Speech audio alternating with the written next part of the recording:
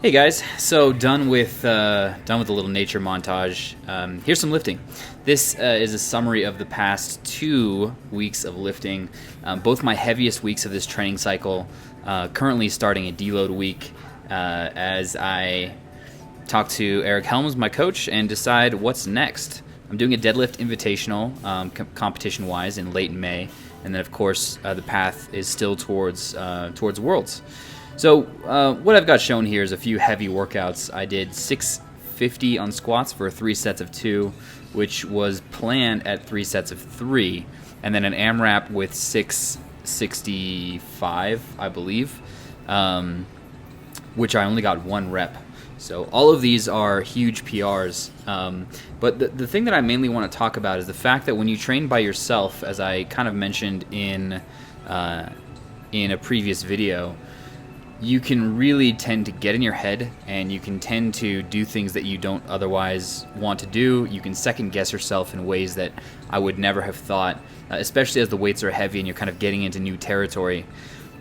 The thing is, when I looked back at some of these sets of doubles at 650, for instance, and I take a look, they don't look that hard. I mean, the second rep looks challenging, but if I ask myself, could I have gotten another rep? The answer is yes.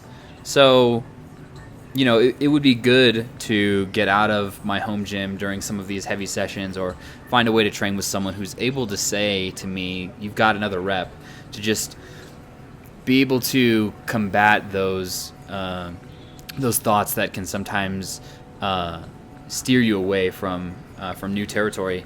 And, you know, this is the case for, I think, a lot of people. You know, you can tend to doubt yourself when you are approaching heavy loads, and doubt is an insidious thing. Especially when, you know, this isn't like the doubt of kicking a soccer ball into a goal when it's game point or something like that. This is, you know, having a crushing weight on your back and wondering if you can stand up with it again, or the same on bench press. Just, it's doubting confidence, you know, and that kind of thing can have real ramifications. So I'm proud of myself in terms of these being some huge weights, and being really happy that, you know, I was actually able to get some good sessions out of this.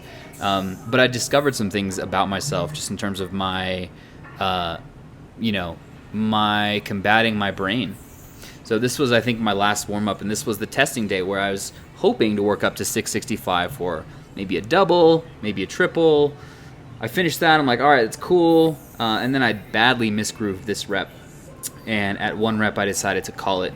So you'll see kind of halfway through, I'm getting all janky and jiggly. And, you know, I mean, bar speed-wise, maybe it was an RPE 9, but my confidence was absolutely shaken, and I racked the bar. On a different day, maybe I could have gotten 2 reps or even 3 reps, who knows. But what this tells me is that, you know, we are a system. And it's not just can your body lift the weight. It's can your body and your mind lift the weight. And I think that's often forgotten.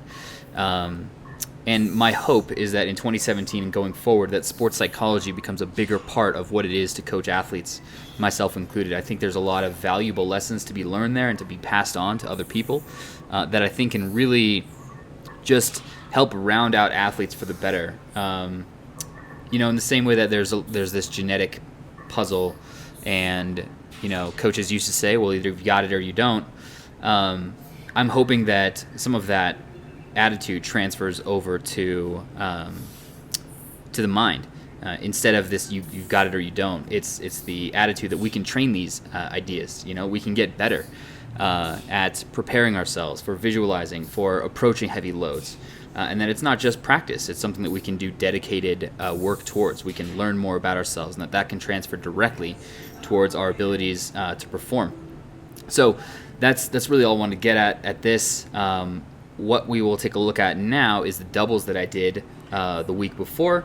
I'm super stoked about these, and looking forward to seeing, you know, what's next. All of these were kind of training PRs.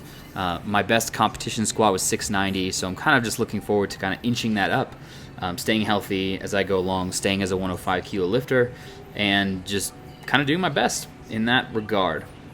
So next time I'll talk about what's next, because I'll be starting a brand new training cycle. I'll talk about what that's like, keeping in the pieces that have worked, and then just kind of explaining what training looks like at this level.